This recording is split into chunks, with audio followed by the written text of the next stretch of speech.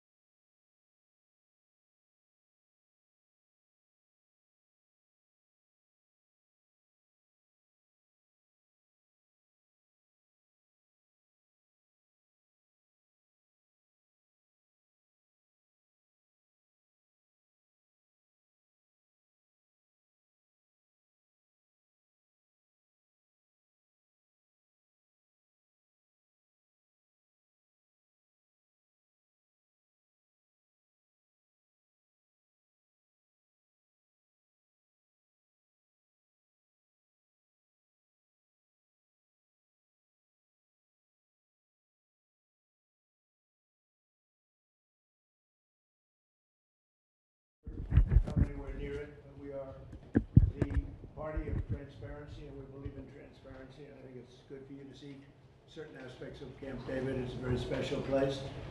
But it was not, I guess the last visit was with Eisenhower, where they allowed you onto the actual campus. And it's a long time ago, but never into this room. I want to thank all of you for being here. And again, this is a cabinet meeting. It's open. We have done a lot of open cabinet meetings, and I feel it works out very well. Everybody can ask certain questions. We'll let you talk about certain things and answer because they're ongoing and very important. But this is one of the most talented teams ever to serve the United States and in the United States government. This is a talented group of people. Let's see, I'll go one after another. Yeah, it's a couple of stiffs, but that's okay. No, it's an amazing group, and America is safer and stronger and far more successful than it was 2 years ago, and I think, frankly, that it ever was. I don't think it's ever been anything like this. We're building more factories, plants in this country than we've ever built before, and we'll be leaving this position. We're going to leave this country in very, very good shape.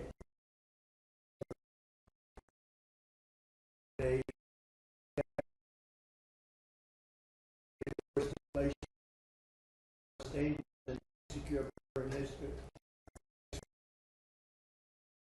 We have rampant crime, men and women, transgender mutilation of your children, and all over the world. Other than that, they did quite a good job. In less than 18 months, we've turned around 4 years of disaster, and we now have the strongest border in American history. We went from the worst border I've ever seen any country in history. 5 million people came through in 4 years, and these are people that in many cases you don't want. They were murderers, they were drug dealers, they were people that you do not want. Now we have the strongest border in American history, and for the last 15 months, the report just came out again, we've had no people coming in through our southern border, zero.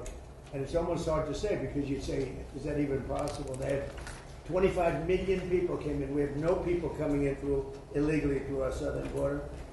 And that's in history, so think of that zero, a big beautiful zero. The murder rate saw its single largest drop ever recorded to the lowest in 125 years. That goes back to, think of it, it goes back to 1900, lowest murder rate in the history of our country. So that's something.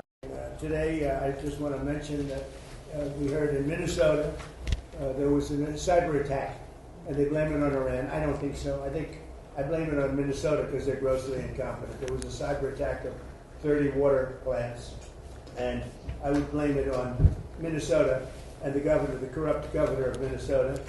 They like to say, oh, it was Iran. Iran should be so lucky. Iran's got bigger problems than worrying about Minnesota. This month it was announced that inflation is dropping at the fastest rate in more than 6 years.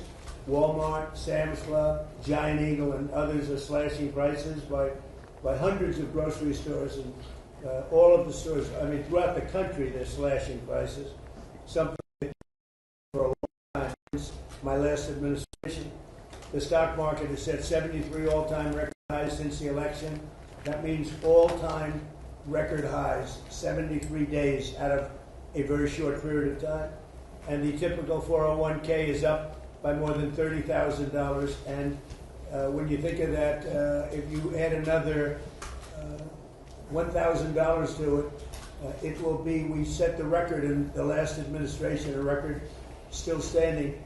This administration is going to blow my last administration away. When the factories that we're building at record, and we're not building them, all over the world they're building. They're coming from all over the world. They're coming from Germany with the cars. They're coming from Germany, they're coming from Japan, South Korea, Canada. From all over the world they're building auto plants here because otherwise they have to pay tariffs. The tariffs have made our country rich and successful. And all of this, I mean, I'd like to say it was the election. On November 5th, it was the election, and that's fine. But without the election, you wouldn't have what I've done economically. So we have the most successful environment that we've ever had. There's never been anything like it from the standpoint of investment into our country. It's 5 to 6 times higher than anybody has ever seen, than any other country, not just us, has ever had. On July 4th, we launched Trump accounts, a key provision of our great, big, beautiful bill. And these tax-free investment savings accounts have already been activated by over 7 million children. These are investments made in our future, which is our children. Our children are the most important aspect of our future, with more being added each day. So it's a tremendous hit, over 7 million, and really just got going, I would say, Scott, about 2 weeks ago when it was we got the final approvals. And we have over 7 million. Actually, there's never been anything quite like that. But millions of accounts are pre-funded with $1,000 from the U.S. Treasury, or generous gifts from private donors like Michael and Susan Dell and others who have given billions of dollars, billions. People are putting up hundreds of millions and billions of dollars into it and buying really a great future for children. When they turn 18 or when they turn 21, instead of having no hope, no future, they will end up with hundreds of thousands of dollars and maybe even more than that. So it's going to be something to see. With modest additional contributions, they'll grow by numbers that could be over $200,000. We're looking at the timeline. I wish we had an economy like we have now, with the stock markets going up, but they will benefit by our country being successful. And we're going to give every child a head start on the American dream.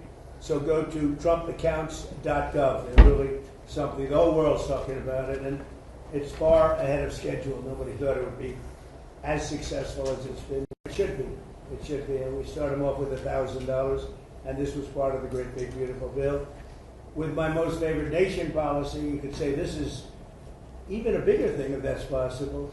On drug prices, we're achieving record discounts on prescription drugs. The prescription drugs were going through the roof for many years, and now we're getting record discounts with price differences of 300, 400, 500, 600%. Nobody's ever heard of a thing like that. And what this is all about is that we had the highest prices anywhere in the world by far. Most expensive drugs, prescription drugs, and others. The highest in the world. The whole world was laughing at us. We paid for the rest of the world. We subsidized the whole world. And I said, we're not going to do that. And I started it in the first administration. I took it up. Obviously, Biden wasn't able to do anything about it because you had to get the consent of the drug companies, and you had to get the consent. More difficult would be the consent of other nations. The other nations had to agree, but they were paying a fraction, sometimes 10%, 20%, 40%, 70% less. So I had to call them and I had to get them on, and I said, if you don't do it, we're going to have to charge you tariffs.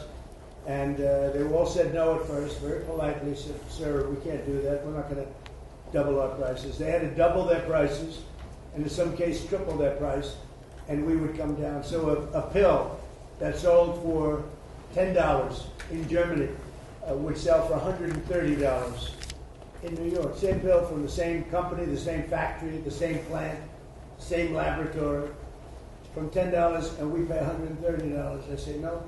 Now the world is a bigger place, so it's not as bad as it sounds for them. So they went up to 20, and we came down to 20. So we now have the lowest drug prices anywhere in the world. We're tied with the lowest, but we're basically its favored nation. So we have the lowest drug prices anywhere in the world from the highest drug prices anywhere in the world. Now, what that does for your health care, I mean, I see these fake polls where the Democrats have wonderful numbers on this stuff, and they are horrible, what they've done. Obamacare is a total disaster. It's a costly wreck. It's unaffordable. We call it the Unaffordable Care Act. It's a disgrace. They never even thought of being able to do something like this. They didn't even try. So I got the drug companies first, and then I got the countries. And the drug companies agreed because they knew the countries wouldn't agree. And when I called Germany, France, when I called the UK, when I called all of these countries, I said, you got to do it. It's unfair. We're paying 10 times more than you're paying for the same drug. You can't do this. And they said, well, we're not going to do that because we're going to have to double our price in order to make you happy. I said, no, maybe you're going to have to triple your price. They said, well, we can't do it. I said, that's all right. You can't do it, then I can't do something also. And I'm going to charge you very substantial tariffs, which are far more than we're talking about. And they all said, we'd love to do it. We'd love to do it. It would be our great honor to do it. So nobody else would do this. This would have never happened. So your drug prices have gone down by numbers not even thinkable. My first term, I had the privilege of having lower drug prices from the beginning of the year till the end for the first time in 28 years. You remember. And I called a news conference to announce it. So the year had ended, and I was turned out 1/8 of a percent. 1/8 of a percent. Little tiny this much. It went down that much during 1 year. First time in 28 years it went down. It was always like this, just up, more expensive. And I called a news conference. I was so proud of myself. And I said, ladies and gentlemen, first time in 28 years drug prices have gone down from January till the end of December. And I want to just congratulate everybody for being a part of this wonderful experiment. And 1/8 of a point. Now we're talking about 400, 500, 600% coming down. We pay the lowest drug prices anywhere in the world from the highest. So, and I'll say it again and again because the press doesn't want to report it. The fake news doesn't want to report it. They don't want to talk about it. What that does for healthcare, Bobby, is unbelievable because medicine's a big part of healthcare. So I wish that people would understand that, and I hope they're going to vote for us in the midterms because you'll see some stuff that will be horrible because they can blow it very fast if they don't know what they're doing. So your drug prices are great. I saw Spain yesterday, and I watched the catastrophe that took place. It looks like an invasion of a country by hundreds of thousands of people. And that same thing's going to happen to us if the Republicans don't get elected, except worse. Much bigger, much easier to get into, despite the fact that we have built thousands of miles of wall, which I said we were going to do. But we didn't have that, forget it. But we have the safest border in the world. If we're not in office, our country will be invaded at levels that made Spain look small time. And when I watched it, I said, boy, I'm going to say it because I knew you were going to be at Camp David. And I say, that's going to be a talking point for the midterms. Because when you look at what happened to Spain, they don't know what to do. And it's happening again today. They're coming in by the tens of thousands. They're just invading the country. And what that is weak law, bad management, but very liberal law. They passed a couple of laws, and people read. People are smart. They read from other countries, and they swam that 3-mile swim, or however they got in, but nobody's seen anything like it. That will look good compared to what's going to happen to the United States. The biggest thing, the worst thing that Biden did is allowing 25 million people into our country, because many of those people are criminals. They're murderers. A lot of murder. 11,888. A lot of them are gone now. We got them out. But they allowed people to come into this country that you can't allow to come into a country. We're also making an unprecedented investment in the United States Armed Forces, where we're doing great. And we rebuilt the armed forces. We rebuilt our military in my first term. But we are doing great with our military. They spent a lot of money in our military. They gave away $300 billion worth of ammo and everything else in Biden's term. But we're building it up fast, and we just have a great military. That's all there is to it. But we rebuilt it in my first term, and we're using it in my second term with Venezuela and other places, and Iran now. Iran is doing very poorly. Just in case you read incorrect stories, they're doing very, very poorly. They're having a hard time. They've been very dishonest. They've been very dishonorable to deal with. But that makes no difference. They're doing very, very poorly. We're also making that investment and looking forward to getting $1.5 trillion next year. People see now how important it is. We want to keep a safe country. We have to keep a safe country. And the good news is all of that equipment is made in the USA. So we're making it here. It's jobs.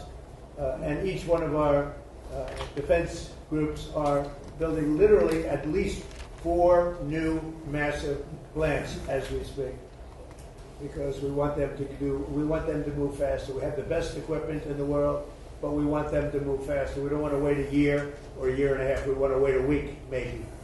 So that's happening, and I think the results are very good. They're building at levels that nobody's ever seen before. And we've had tremendous success, and our military was just proud of it. Again, Venezuela was a one-day war, and we have a great relationship with Venezuela. We're working with partners with Venezuela now, taking out tens of millions of barrels of oil, and going to Houston, going to Alaska, going to Louisiana, going to different places for refineries, and it's been very much amazing. The administration has done more in 18 months than most administrations have done in 8 years if you had a two-termer. We've done more in 18 months than anyone's ever seen before. Nobody's ever seen. This is the golden age of America. And we have a war that's going on. I guess you call it a war. Maybe I call it a military operation. They have no Navy. It's been obliterated. Their Air Force has been obliterated. They have no planes. Their missiles have been largely, they have some left. They have some, but they have far fewer than they had 4 or 5 months ago. Their manufacturing capacity is almost gone. The drone capacity is almost gone. There are very few, but they have some. If they have one, that's too many as far as I'm concerned. But we've done an amazing job with Venezuela. We've done an amazing job here. We're in there for 5 months. You know, I know that people like to say, because we've done a much bigger job, much more important job than we originally anticipated. So we're in there for 5 months, and if you look at Vietnam, they were in there for 20 years. You look at Afghanistan, they were in there for many years. You look at any one of the wars, Korea, any one of them, they're in there for many years. We're in for 5 months, and we have obliterated their military capacity. Again, we've got some left, but soon they won't have some left. So I just want to thank everybody around this table. You've been very special. I want to thank a lot of the media people, because many of you have been very, very fair. That's one of the reasons you're here, frankly. But you've been very fair. You've covered me this time much more fairly, I think, than the first term.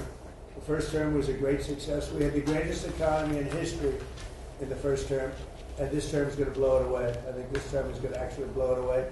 So it's an honor to have you, and I'd like to ask our great Vice President, J.D. Vance, to say a few words, followed by Marco and Pete and Scott and Bobby Kennedy. Okay? Thank you very much, everybody. Please, J.D. Well, great. Thanks, Mr. President. First of all, thanks for having us at this historical and beautiful place. And it's an honor to be on the team, an honor to be able to work on fraud, which is what I want to talk about today, though I know we have a lot of things going on.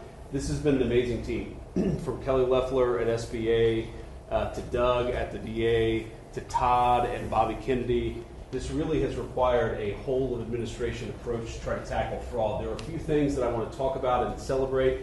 The first is that just since the beginning of the fraud task force that I started under the President's leadership and direction, we have identified $230 billion of fraud that's being perpetrated against the American people, and we have halted already $56 billion of that. It's sometimes hard. Once the money has already gone out the door, it's hard to get it back, but stopping it from going out the door is how we save the American people. $56 billion, and of course we're going to keep on working on that.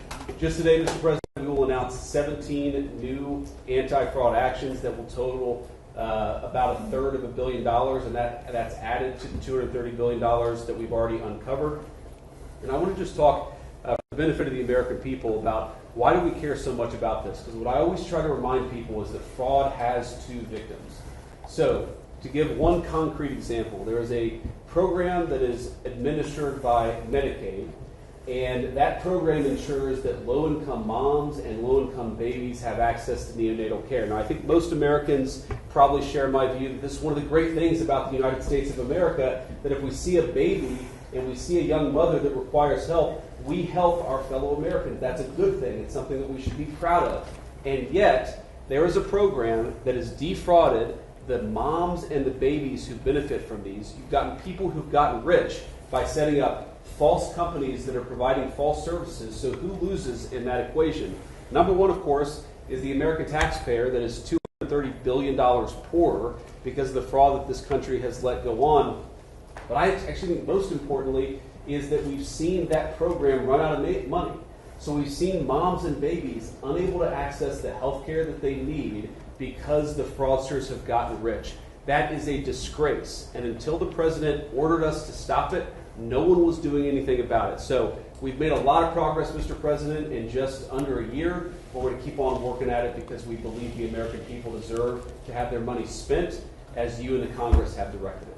There's big numbers here, finding tremendous numbers. They look like Elliot Ness. Does everybody know who Elliot Ness? They look like that group of people you have lined up behind you. They're doing a great job. Yes, sir. Billions, think of not millions, billions of dollars is being recovered. Billions. And you haven't seen anything yet. We have things happening that people aren't going to believe. The level of corruption and fraud that took place under the Biden administration was unprecedented. And Minnesota, California, Maine, believe it or not. You think of Maine as this wonderful place. Yep. It's the level of corruption is incredible, all over. So, great job. Thank you very much. Thanks, sir. Okay, please. Oh, my turn. Well, first of all, thank you for bringing us out here. I got the chance to drive for the first time in a year and a half. It was a golf cart, but it was great. And so just a couple points that we all know. We've followed in the news, obviously, the events in the Middle East, and others who can talk about that. Not that they're not important, but there's some other issues happening around the world, Mr. President, that you've shown great leadership in that have not gotten nearly as much attention. I think they deserve a mention today. The first is the International Criminal Court is an illegitimate international organization that, frankly, illegitimate. They've made themselves illegitimate because they claim that even if you're not a member of that court, they can come after you. And what that literally means in the future is that American political leaders and others could find themselves under indictment by this International Criminal Court. And if you want to know a little bit about it, Jack Smith used to work there. These are the people that think they can go out and basically indict any world leader and haul them into The Hague. So we tried to get them to reform and listen to us. They wouldn't do it. They're very arrogant. We've now begun an effort to really try to bring that court to heel. Well, there's no information that they're after me. It could happen. But just so you know, because she's talking about it, I'm saying that means that maybe he's not trying to defend me. He is trying to defend BB and various other people. But there are many people that shouldn't be looked at that way. But there is no indication that I'm one of them at this moment. Well, and I actually think the people who are in biggest danger in our system are servicemen, people in uniform.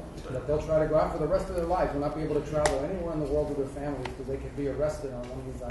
Imagine, you're a soldier, you fought in a war, and 20 years later they try to come grab you. So this is a big problem. So we've had dozens of countries already join us since we started 2 weeks ago. 5 countries have already quit the ICC and notified them that they're leaving, and we think there'll be more. The second thing is we had an unprecedented ministerial. 60 countries came to Washington and were a part of an effort where we were shedding light on far-left terrorism and violence. The bomb goes off somewhere and it's tied to some right-wing group, or what I don't consider neo-Nazis right-wing, I consider them Nazis, right? But you're going to get a lot of attention on that. But if it's a leftist group, an Antifa group, that gets no coverage, or they ignore the ideological spin and the ideological reason behind it. So we got 60 countries came up here and hopefully creating a strong to go after far-left violent terrorism. Go after it, call it by name. I think we're building a very strong coalition there. We've had some successes in the Middle East, Mr. President, as you know, on the diplomatic front. The deal with Lebanon and Israel is unprecedented. President Ayoun was here a week ago. I think that was the first visit by a Lebanese president in over 30-some-odd years. In fact, this is the first time the Israelis and the Lebanese government have spoken at the official level in close to 30 years. And that was to your leader. A lot of work to be done to keep that peace and build on. But it's a real achievable. And of course, as you announced last night, Mr. President, this disarmament deal that you brought about with Steve and Jared's work on Hamas is another big step as well. It's something a lot of people thought would never happen. It needs to happen, but the fact that even agreed to it is a real achievable. Last point is on the Western Hemisphere. For the first time in 15, 20 years, the overwhelming majority of the countries in the Western Hemisphere are now led by pro-American leaders and pro-American governments. It's an extraordinary achievement. All of it happening through virtually every election that's happened in the Western Hemisphere, you were elected president, has elected someone who is American. And I think this is an incredible situation. And last but not least, and I have to thank a number of agencies here, particularly the Department of War, after that terrible earthquake in Venezuela, within 36 hours, the full force of the American government was on the ground providing humanitarian assistance. It was a sight to behold. The USS Ford, I think, was in their port. Our Marines and armed service personnel were helping run their airport and their tower. It is one of the fastest, most dramatic, and most effective humanitarian responses certainly recent history, if not ever. And they came at the direction of the president. In fact, within an hour of that earthquake hitting, I remember because I was overseas, the president called and said, make sure we go in there and help these people recover from this. And we did. And thanks to your leadership, Mr. President. It's a great story. Enough needs to be told about it because the credit goes to so many agencies represented here today, but really the Department of War's effort was phenomenal. So thank you. Thank you very much, Marco. And just before we continue, I want to just congratulate Jay Clayton. He's with us today. As you know, he's had a big victory. He's going to do a fantastic job. He's only done his whole life has been about doing a fantastic job. Congratulations.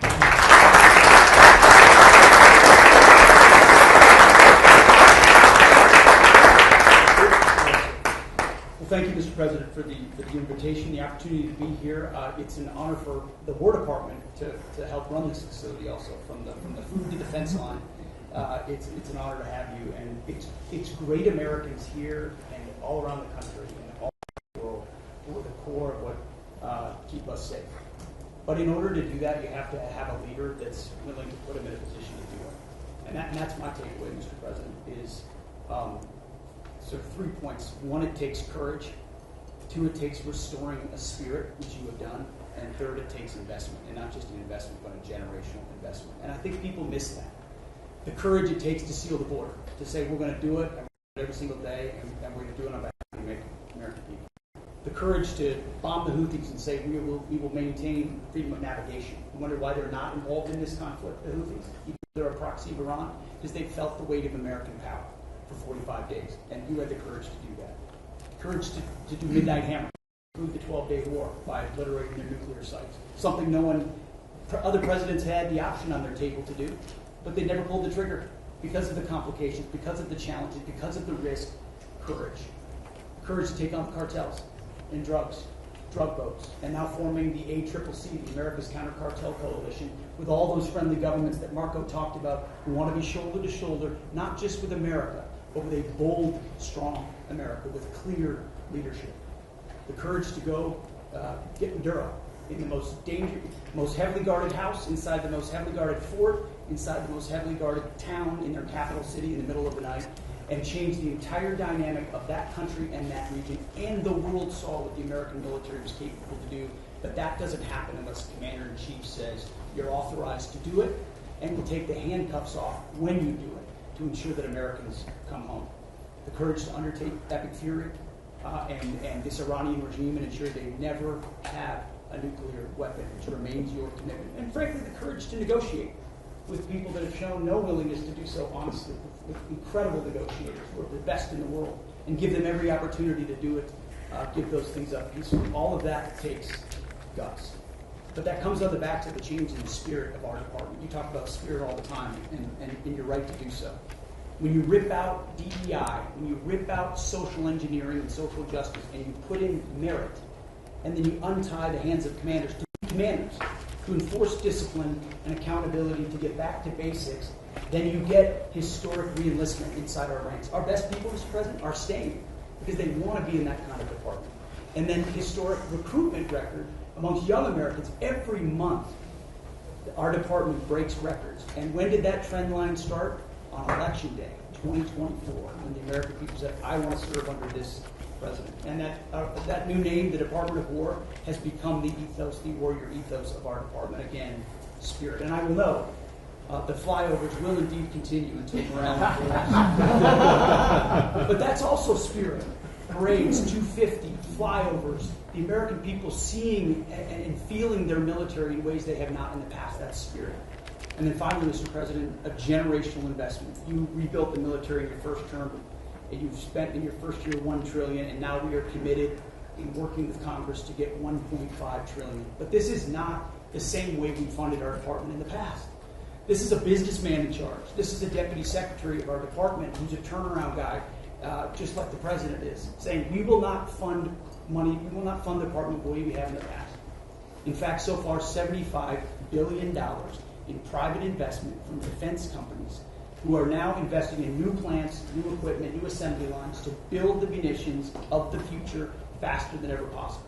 That's saving taxpayer dollars because the companies themselves are investing. That would never, the arsenal of freedom would never happen without you. So just like we use a lot of things Ronald Reagan's buildup was a part of. In this administration and in future administrations, they will look back at Donald Trump and the buildup that he has done, and that will be the deterrence of the future will be established because of your investment. So thank you, Mr. President, for your leadership. Scott, please. President, it's an honor to be here in this historic place as we celebrate our nation's 250th anniversary. And I think if we look back to whether our founders was President Washington, Thomas Jefferson, Alexander Hamilton could not have imagined the economy that we would have created. It is the envy of the world. And as you said, we have record investment coming in. We've never seen anything like it. And we're pulling away from the rest of the world because of your leadership, the policies that you did from day one in terms of digital assets, in terms of technology, and bringing back American manufacturing. You've done it again. You had the incredible economy during your first term, and we are seeing that carry over here. And it is in stark contrast to the Biden economy, which was government jobs, government spending, and high inflation, the worst inflation in 50 years. And with the working families tax cut, which I will add, every Democrat voted against. Every Democrat voted against. It is the perfect barbell for this economy.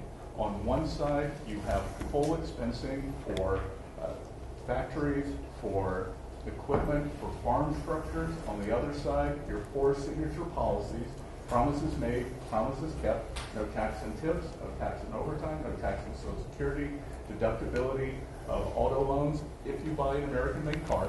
And the Americans are starting to feel it.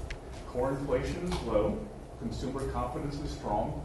We have the highest consumer confidence, came up today, in 5 months, and Main Street is back.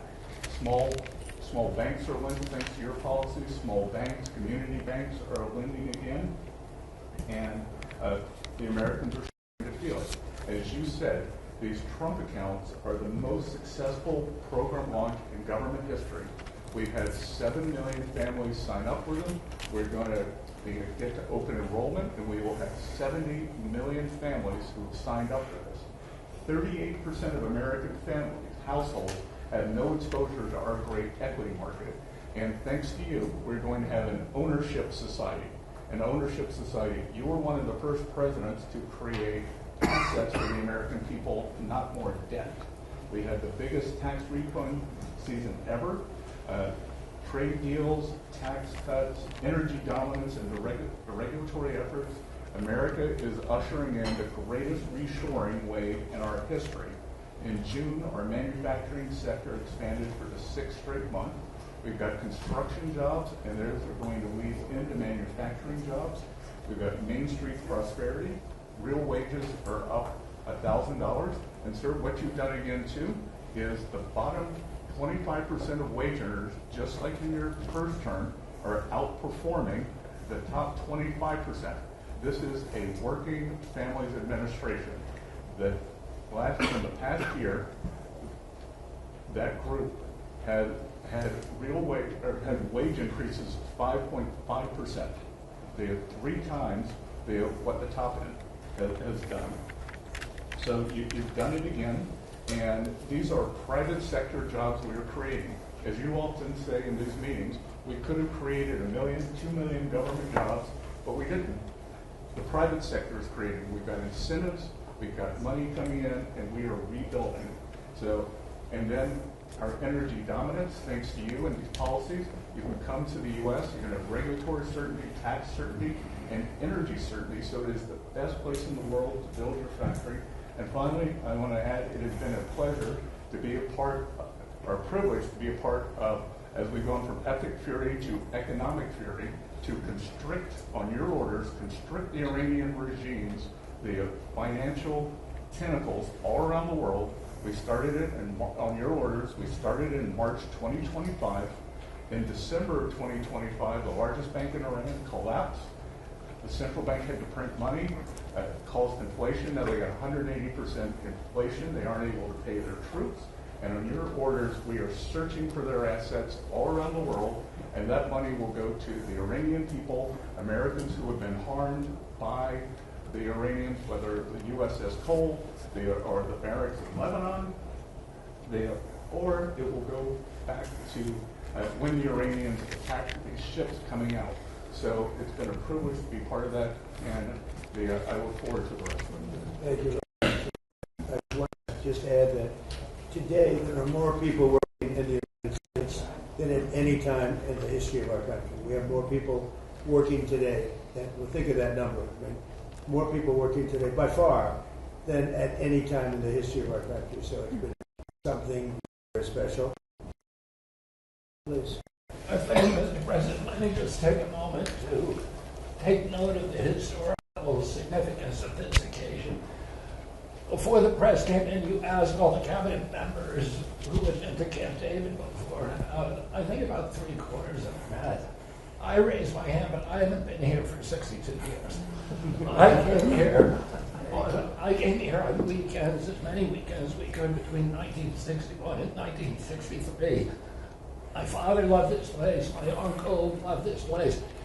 Nobody knows about this because it's on the history books, but he was resentful at Dwight Eisenhower for renaming it Camp David. And if he had made it to his second term, he was going to rename it Shangri-La, which was the original name that Roosevelt had named it. My uncle prided himself on being the most open, transparent administration in history. He was the first president to have televised press conferences. During his 1,000 days in office, he had about 30 press conferences. You, Mr. President, have press conferences every day.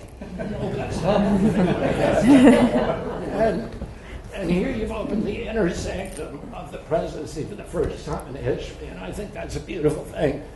Because you also face, although you gave these guys a lot of compliments, the most hostile press corps that any president in the United States history uniformly.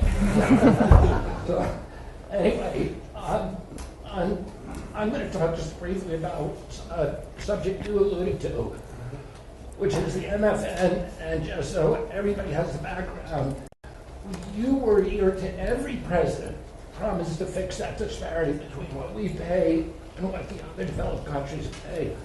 When you came into office, the list price for Ozempic was $1,350 for Americans. You could get it at any pharmacy in London, Hamburg, Frankfurt for $88. And every president, President Bush, President Biden, President Clinton, President Obama, have all promised to fix this. None of them did anything. You fixed it. But today,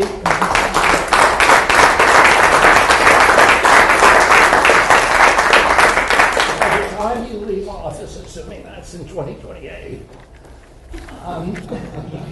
95% of the drugs that are available to Americans, they will be paying the lowest prices in the world. Trump RX, just in a short time since we put it out, has saved Americans $700 million. We now have 800 drugs on there. We have deals with Amazon and with GoodRx. We're adding more and more drugs every day. And I'll just give you one example. Praluent is a very popular cholesterol drug. Its list price is $522. That's what everybody is paying.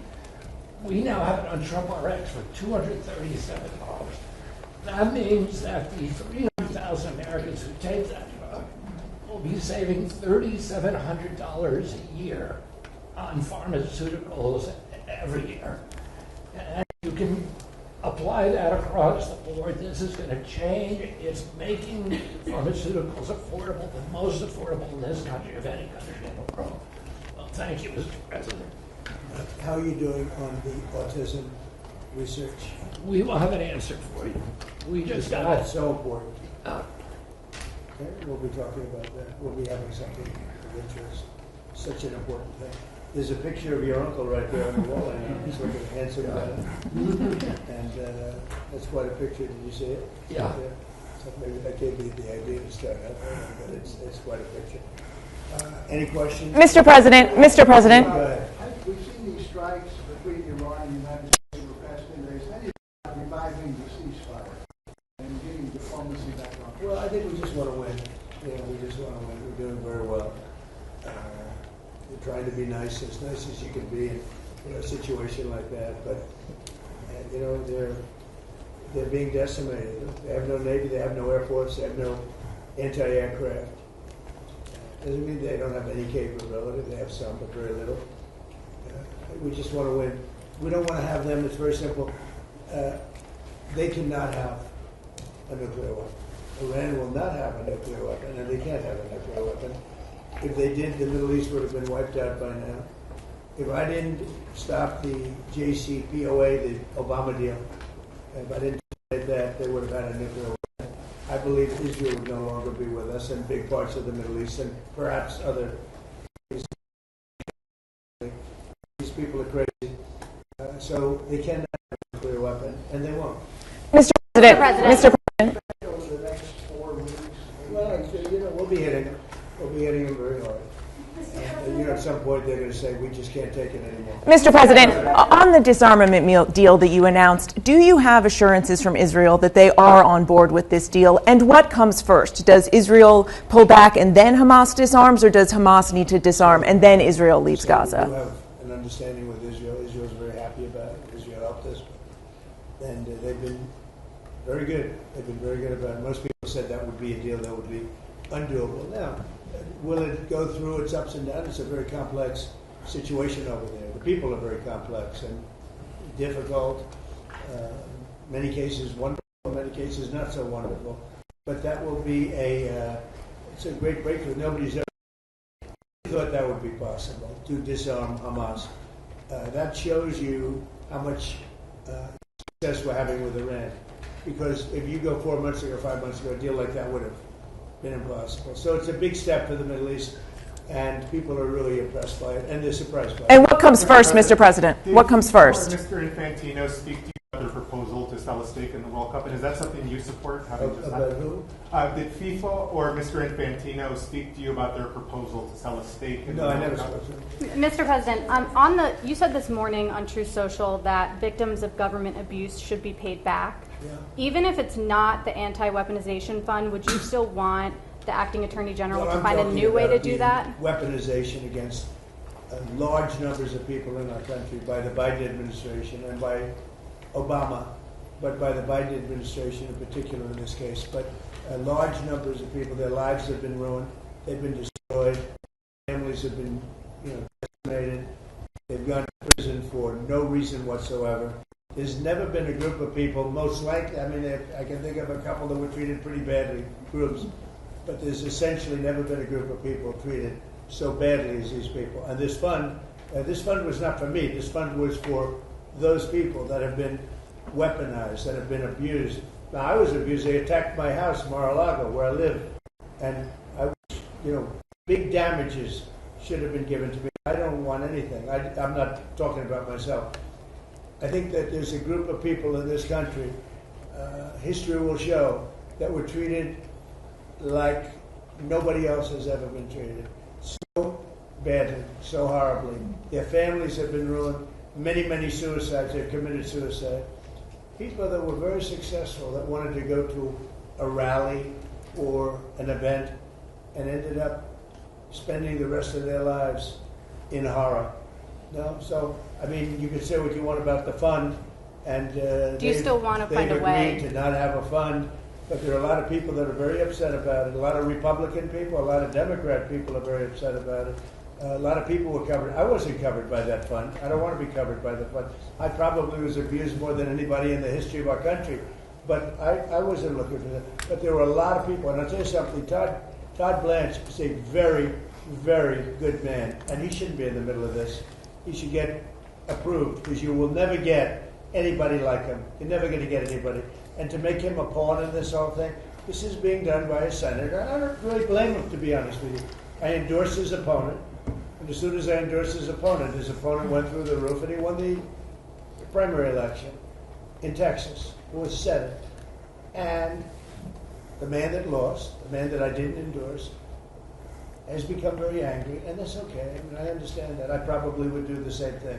Want to know the truth? I think I'd do the same. Mr. President, on that though, do you agree, just to be clear, do you agree with the Acting Attorney General that the anti-weaponization fund is dead? And why not just put that in writing? It's dead, But, you know, I wish it weren't, to be honest with you. I think people were horribly treated, horribly abused. This has nothing to do with that. This was me.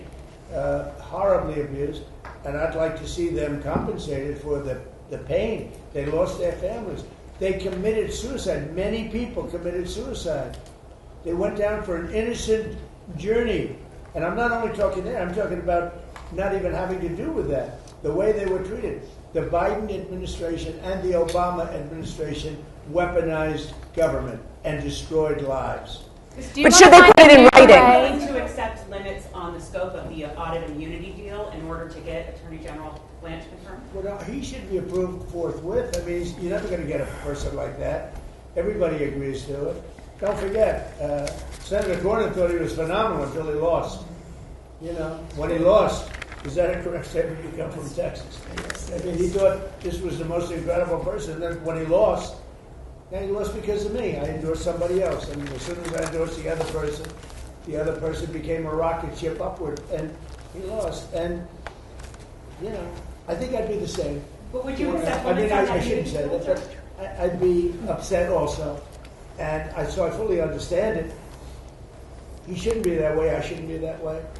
But he is that way. He's become a very angry person. And I understand. You have a couple of others that have caused their defeat, too. And, you know, probably hear from them, too. Yeah. Mr. President, back on. There's a report that you got a proposal from the military to go big and hit them hard over 10 or 14 days. Well, we're going big. Are you going to consider? We've already gone big. Look, I mean, what's big? They had 159 ships. That was their entire Navy, 159. Their entire Navy is laying at the bottom of the sea. I'd say that's going big. They had 200 airplanes. They're all gone. Every one of them. They're not one airplane. They had anti-aircraft weaponry, very good, but it didn't work. And it's all gone. Their radar is all gone. Their leaders are all gone. Everything's all gone. But they'll fight onward. Mr. President, on Ukraine, you said the other day that you're not sure about whether to grant Ukraine the Patriot missile license that had been discussed. Do you want to see more from Zelensky before you take that action? Well, it's a big step. Look, we have the greatest weapons in the world. We have the greatest drones in the world. People don't know that. We have the greatest weaponry in the world. We have, in the case of President Zelensky, he'd like to have some Patriots. He'd like to have some Tomahawks, which are, you know, lethal, one offensive, one defensive. But give somebody the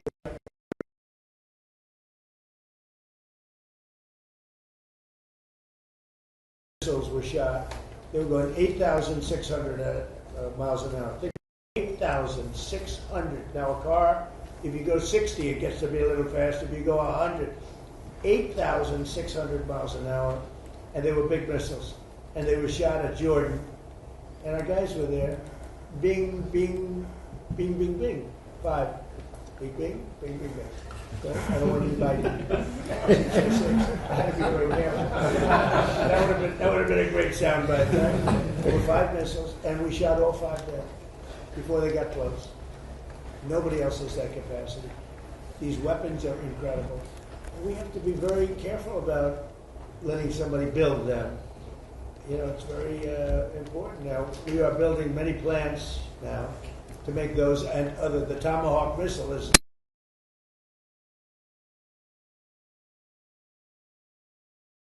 nobody's ever said anything like it.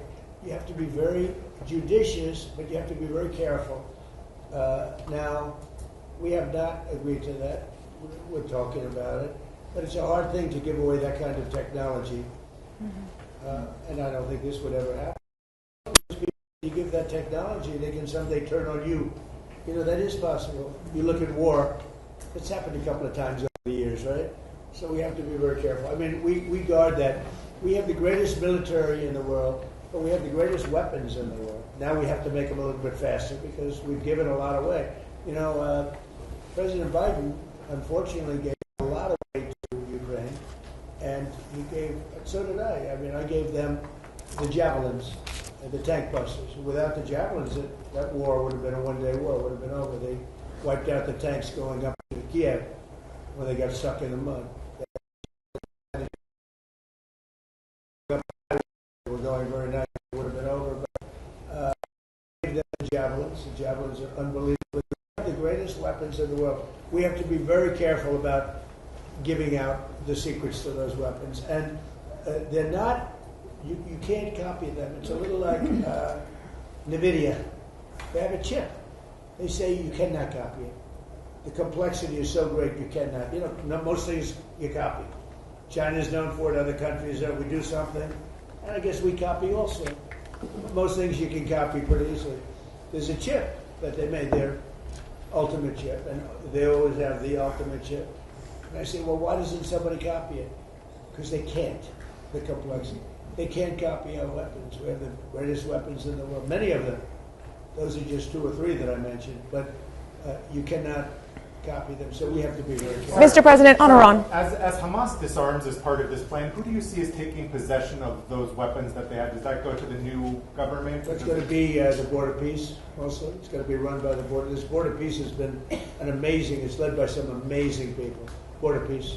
On Iran, Mr. President, you said they do have some capabilities left. Should Americans be prepared for these back and forth attacks to continue until Iran simply isn't able of striking back? They'll get weaker. They'll get a little stronger maybe now, but they'll get weaker, and then they peter out.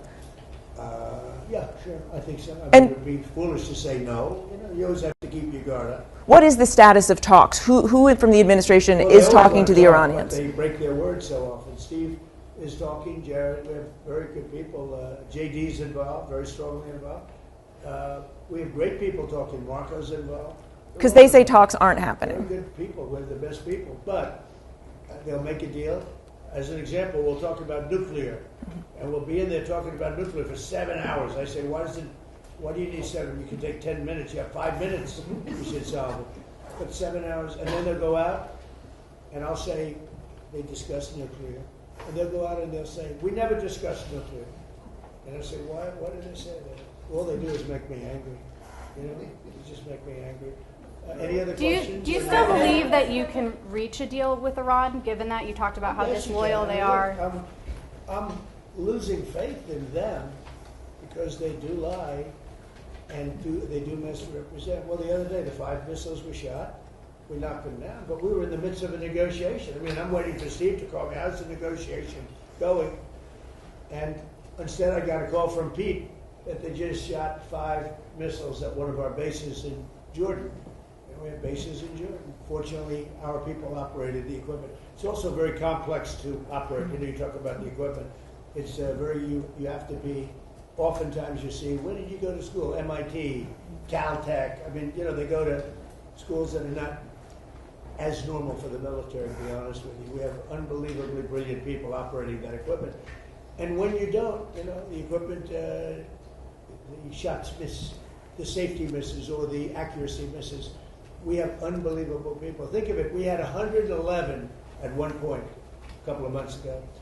111 over a short period of time, missiles were shot at the Abraham Lincoln aircraft carrier. Great, beautiful ship. One of the most beautiful ships to me, design-wise. 111 missiles going out. Out of the 111 missiles, 111 missiles were shot down quite a bit earlier than they got. I mean, long before they got there. They were shot down. It was almost, in a couple of cases, they were shot down almost as they were taking off. It's incredible technology. So you have a ship that costs billions of dollars, and you have missiles heading to it. 111 missiles were shot down, routinely shot down. And I spoke to the people. I like to reward people. I'll call them up. I'm the president. And they were cool as a cucumber. Senator Fetterman. Strikes by CENTCOM has said that those were meant to degrade Iran's ability to disrupt the Strait of Hormuz. How many more strikes will it take to significantly? Well, you never know. Look, I mean, most people would have given up by then. They've got no Navy, they got no Air Force. Most people would have given up. They haven't. So I give them credit for that. I mean, they're known as being tough. They're tough.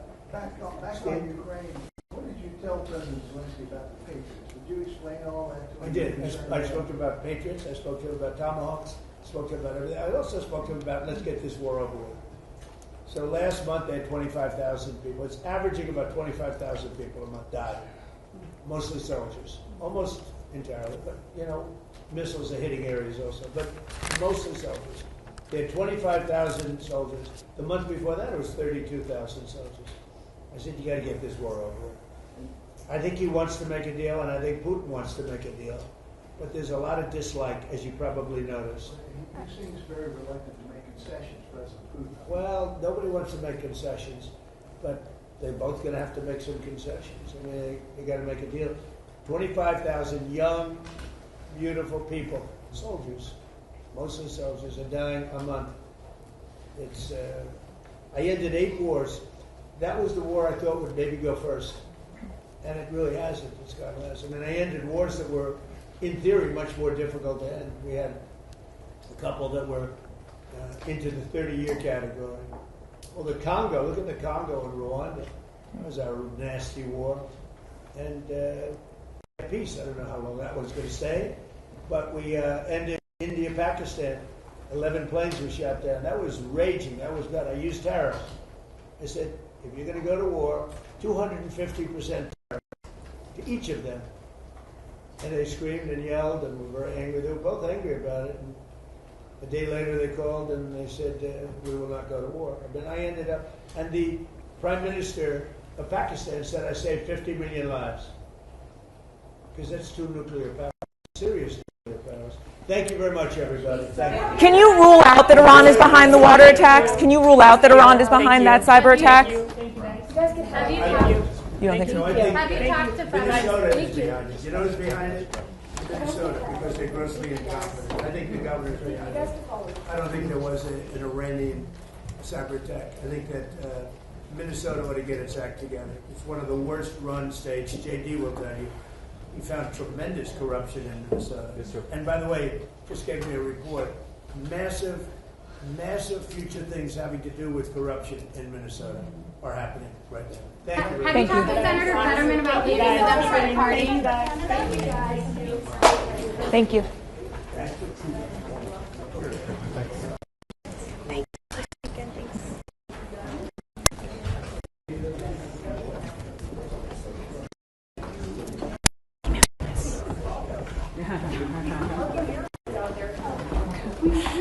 Okay.